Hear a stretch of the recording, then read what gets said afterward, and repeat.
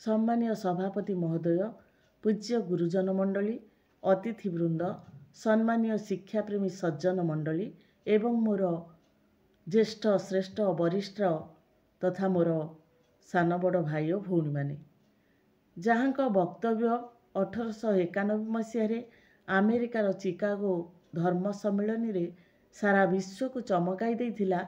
सेही विश्व प्रसिद्ध महान आध्यात्मिक साधक होउचंती विवेकानंद, स्वामी विवेकानंद, जहाँकर पूरा नाम थिला नरेंद्रनाथ दत्त। से 1863 मसीहा जानुआरी 12 तारिख रे धर्मप्राणा भुवनेश्वरी देवींकर कोलमंडन करी जन्म नेइथिले कलिकतारे। तांकर पिता थिले विशिष्ट वकील विश्वनाथ दत्त। पिलादिने जेतेबेले से माँ ठारू शास्त्र पुराण शुणुथिले सेतेबेले तांको आध्यात्मिक चेतनार सूचना मिलिथिला। छात्रावस्थारू से अत्यंत साहसी एवं निर्भीक थिले। 1881 मसीहा दक्षिणेश्वर ठारे तांकर सिद्ध पुरुष रामकृष्ण परमहंसଙ୍କ सहित साक्षात होइथिला। तांकरी संस्पर्श रे नरेंद्रनाथ आसिबा परे तांकर आध्यात्मिक चिंता चेतनार परिप्रकाश घटिथिला। तांकरी प्रेरणा रे विवेकानंद सारा विश्व को धर्मर आलोक प्रदान करने ब्रती होइथिले। पितांकर अकाल वियोग जोगु से शिक्षकता और बही अनुवाद करी परिवार पोषण करुथिले, किंतु विचलित होई नथिले। से कहूथिले दुख आ विपद मनीष जीवनर कसटी पत्थर परी, विपद समय रे भांगी पड़िबा उचित नुहे। तांकर उपदेशात्मक बाणी थिला दुखर सुखर सोपान, धैर्य ही बड़ गरियान, कर्म ही शिक्षक प्रधान, सत्यर संयम महान। विवेकानंद रामकृष्ण आदर्श रे अनुप्राणित होई जनसेवा को जीवनर लक्ष्य भावे ग्रहण करथिले। गुरुंकर आशीर्वाद रे विवेकानंदंकर आध्यात्मिक चेतनार विकास होइथिला।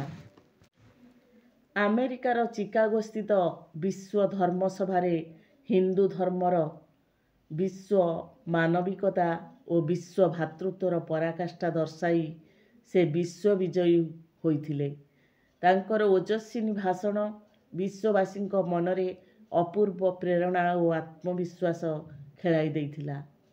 तांकर वज्र निर्घोष बाणी देश को पराधीनता और कुसंस्कार मुक्त करने पाई देशवासी मनरे जागरण सृष्टि करिथिला। देश और जातिर सेवा करने पाई से युवक मानकु आह्वान करुथिले। मानव जातिर सेवा निमित्त से 1897 मसीह मे मास 1 तारिख रे प्रतिष्ठा कले रामकृष्ण मिशन। से देश सारा बुली बुली अस्पृश्यता दूरीकरण, सांप्रदायिक सद्भाव प्रतिष्ठा, नारी शिक्षार प्रसार, दरिद्र सेवा तथा मातृभूमि सेवार वार्ता प्रचार करि जाइछन्ति। एही जोगजन्मा महान महापुरुषंकर महाप्रयाण घटिला 1902 मसीहा जुलाई मास 4 तारिख रे। विवेकानंद एकाधार रे थिले जने आदर्श गुरु, देशप्रेमी आध्यात्मिकवादी, समाज संस्कारक और अप्रतिद्वंदी सर्वश्रेष्ठ वक्ता। सेही महामानव विश्व विजयी विवेकानंद को कोटि कोटि प्रणाम करी एतिकी कहूची, हे विश्व विजयी विवेकानंद, तुम पादे देउअछि भक्ति कुसुम, भारत रे आउबारे निय जन्म। एतिकी कही मु मोर बाणी को विश्राम देउछि। जय हिंद, जय स्वामी विवेकानंद, जय भारत माता।